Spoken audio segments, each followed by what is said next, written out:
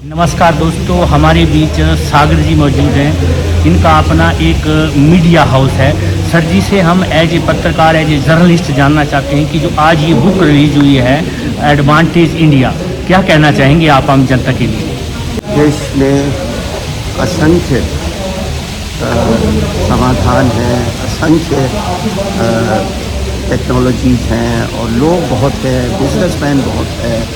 तो आप कभी भी कोई भी नई चीज़ डेवलप होने में कगार पे कभी भी आपको निराशा नहीं होगी।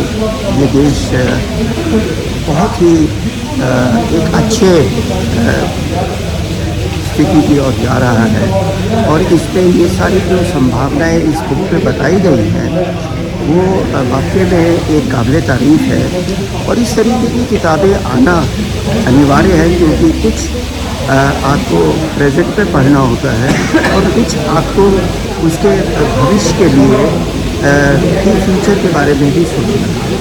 तो ये इस तरीके की बुक जो होती है इसको आप रिसर्च की बुक कह सकते हैं, इन्वेस्टिगेशन कह सकते हैं और जो आज के हालात हैं उस पर तबसरा भी कह सकते हैं। तो इस तरीके की किताबें जो हैं वो पर्टिकुलरली इन्होंने तो सिर्फ लीगल सर्टेनिटी के लिए लिखी है, लेकिन इस तरीके की किताब और भी सब्जेक्ट में, वो चाहे साइंस का युग हो, वो चाहे पॉलिटिक्स का युग हो, उसके ऊपर भी आनी चाहिए क्योंकि देश में ये साइंस, पॉलिटिक्स, इकनॉमी ये सब एक दूसरे के साथ जुड़े हुए हैं। सभी डिग्निटरी ने कुछ न कुछ कहा, जिसमें हमारे जो पूर्व रा के जो चीफ थे उन्होंने जो एक बात कही है, अगर कहीं वो चीज़ अगर वहाँ मौजूद है और अगर वो ऐसा नुकसान हो जाता है तो हमारे देश में नहीं, उन्होंने ये बात इसलिए कही है क्योंकि अब हमारे पास बहुत सारे संयंत्र हैं, हम स्पेस पे जा रहे हैं।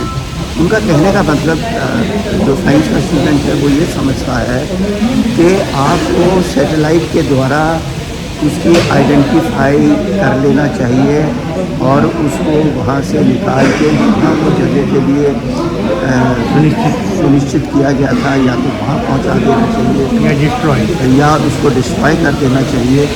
अब नहीं तो ये जो इसका जो प्रकोप है वो हमारे लिए बहुत हानि पहुंचा सकता है। ये उनकी चेतावनी थी जिसको हमारे देश के लोग जो है ना, हर किसी बात को एकदम जब उसको बताया जाता है तो वो हंस के उड़ा देते हैं। उसको गहन करना चाहिए और उसके ऊपर सीरियस काम करना चाहिए। Thank you very much sir, बहुत बहुत धन्यवाद, आप यहाँ आए, आपने यहाँ सिद्ध दी। नमस्कार दोस्तों, नई शख्सियत के साथ फिर एक बार मुलाकात होगी, तब तक के लिए जय हिंद, वंदे मातरम।